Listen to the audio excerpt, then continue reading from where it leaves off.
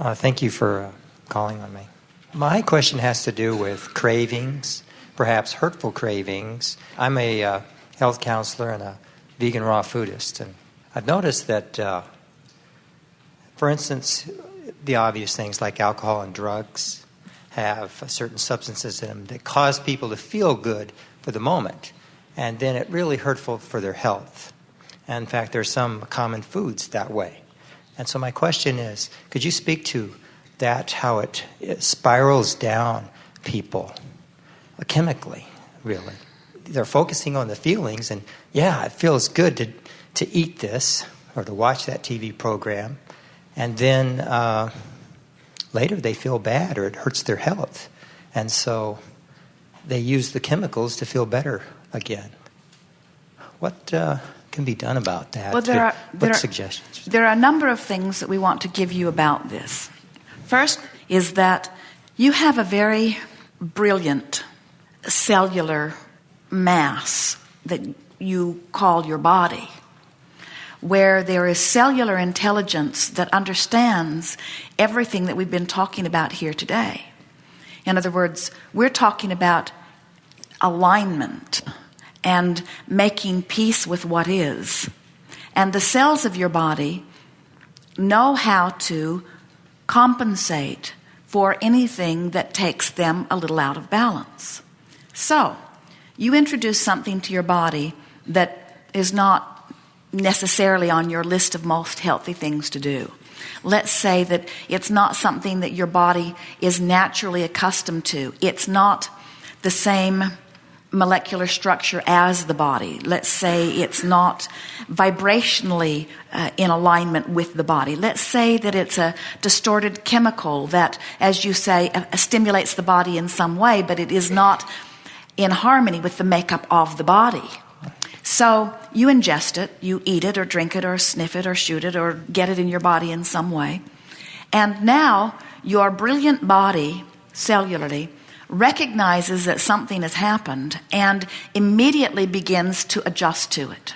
So it produces all kinds of compensating factors in order to maintain its natural balance, cell by cell by cell by cell by cell by cell by cell. So now it's adjusted to this thing that you've done. And now that adjustment translates to you as a craving in time, and not very much time. Once your body adjusts to this new thing that you're giving it, it does such a good job of compensating for it that it translates to you as if your body wants it. Because if your body now has adjusted to it and you don't give it to it, now your body's out of adjustment again. So now it goes through a withdrawal for that thing that it is adjusted to. Mm-hmm. That's so important to understand. So understanding that, then you must conclude, if your logic follows at all, that given a little bit of time, your body will adjust to wherever it is. In other words, if you can go 3 days without the reintroduction of something back into your system, your body will completely find its balance again. But few people can make it through those 3 days because the withdrawal is uncomfortable in the meantime, and even unconsciously they find themselves gravitating to what their cells have adjusted to, who seem to be asking for. You are inspired by your cellular activity. In other words, a lot of people are giving their body what they think their body wants when their body is only wanting what they've already given it. Isn't that interesting? So that's one basis of understanding that we think can go a long way for anyone who's strong-willed enough and determined enough that they are going to get control of their own body. Most people do not fall into that category. Most people are not very deliberate about much of anything. Most people are letting the majority of their vibration follow or respond to whatever they are observing on some level. So you observe with your eyes and your ears, you are observing with all of this physical ability to observe, and what you're observing tends to be the basis of your vibration. It's a rare one of you who deliberately chooses a thought for the purpose of producing an emotion or mood, for the purpose of producing a vibration, for the purpose of affecting some result. In other words, that kind of deliberate creation is really rare, even though that is really what we're teaching, and it's what all of you knew and want to remember. It's fun to be in physical form, but it's so delightful to be in physical form directing your experience. That's what you wanted to do. There was another part of your question. Bring it to us again about the cellular requesting. I think you pretty well addressed it as far as the cells getting used to something and then having that taken away, and then they crave it. And so the person can be focusing on what they want that feels good. They're following their bliss, and their bliss at that moment seems to be those potato chips. All right, or so that junk food. That's how to understand why the craving persists. Now, we talked about you being extensions of source energy. And when you're thinking thoughts or having experiences or remembering something that causes that perfect alignment, everything is wonderful in your world. But when you are focused upon some memory or observing something that doesn't please you or noticing some lack in your experience, now by virtue of what you're focused upon, you're not connected to source energy. So you've got a vibration going on that's out of balance. You've got a lackful component to your vibrational offering. So in that not aligned but instead lackful state of being, what foods would you be a vibrational match to?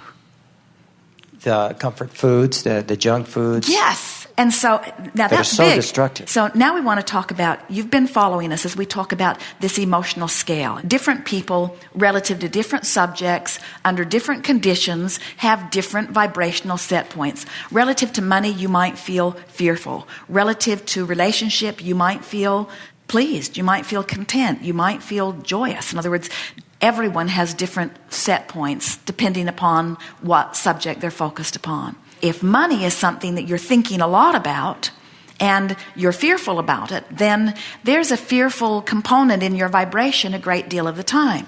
So now think about different physical conditions of health.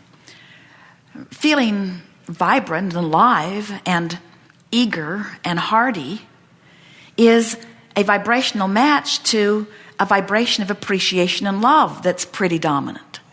If you're having frequent headaches, then your set point is probably around frustration and overwhelmment somewhere.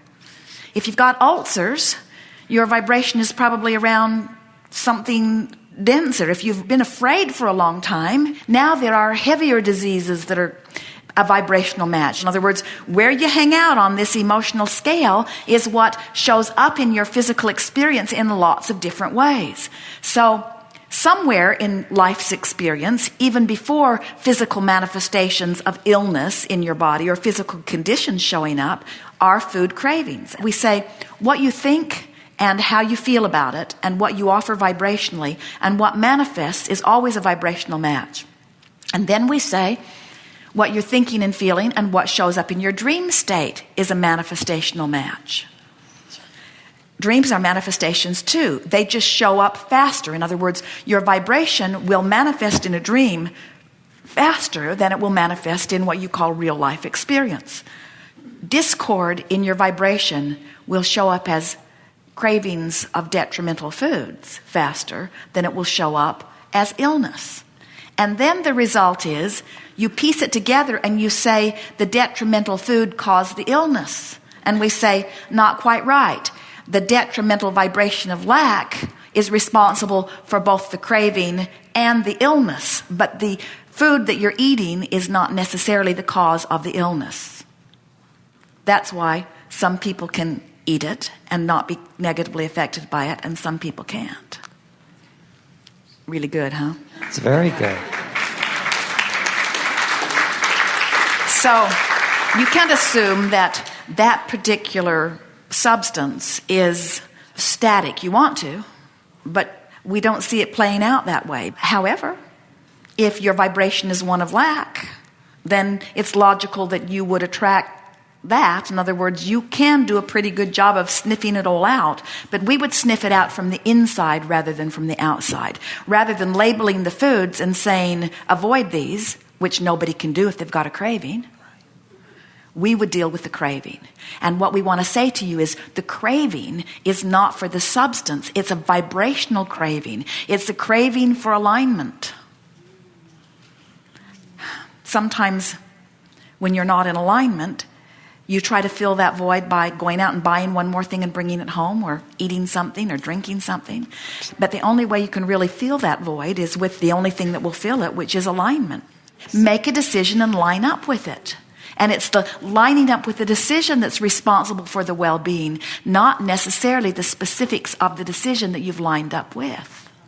You see, so theoretically, you I could eat thrive. junk food, enjoy it, and my health would be enhanced. You and I could live couldn't. 150 years on Taco Bell. Theoretically, yes, but But you... I Theoretically, just don't yes, quite but, see it. well, so it wouldn't work for you, me. Yeah. you see. But as you look out into the world, there are those eating junk food and thriving. Well, you Short can't term. find them because you don't believe that. Law of attraction is not going to show those to you.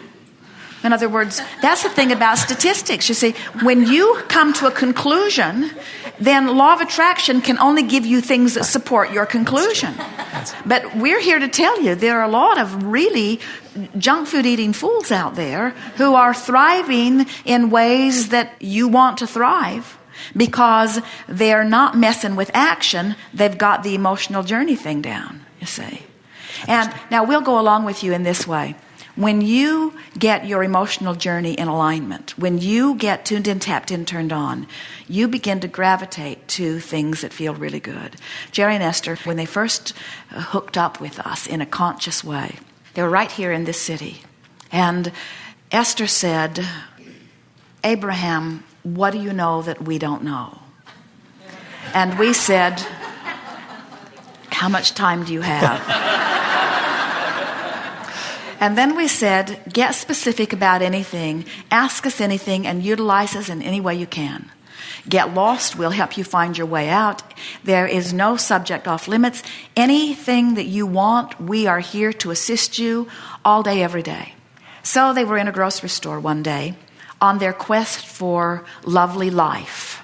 And Jerry said to us, can you choose foods that are beneficial to us? And so we said, yes, follow us. And we went through the grocery store, filled their cart full of different foods from all departments, and said, if we were standing in your physical shoes, this is what we would choose. And Jerry said, what is it about this food that has caused you to choose it? And we said, there are no preservatives in any of this food. And Jerry was not sure he believed that because he had not seen us reading any labels. He just saw us putting things in the basket. And so he read every label only to discover that none of the food that we had selected had preservatives in it. How were we able to choose it? Vibrationally. In other words, all of the food was more alive. None of the food had been rid of its life qualities by trying to preserve it, by killing most of what's active within it. In other words, if you want your bread to last, you'd better kill the active ingredients. Otherwise, that bread is going to become moldy just like it is supposed to. And if you don't want it to do that, then you have to put something in it that destroys its ability to do that, which makes it less alive, which makes it less beneficial to you. We acknowledge that. And so we're not for a moment saying to you that there are not foods that are more a vibrational match to the mechanism that is you. Certainly that is true. But we do not encourage approaching it from the outside in by making lists of things I should eat. We encourage that you get in alignment with who you really are and let who you really are choose your food. And they're still choosing those foods. In other words, those foods that we chose, those are the ones that they buy. But it doesn't keep Esther from eating potato chips with her Subway sandwich on occasion. Right. It just tastes good. It does, doesn't it?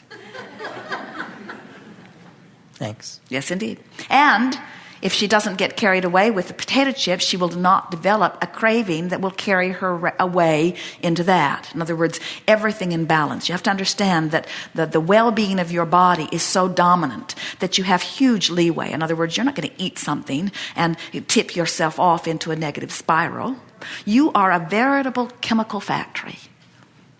Really, you are. And your mechanism has the ability and facility and knowledge and wherewithal to take anything that you give it and from it derive value and benefit. Thank you. Yes, indeed.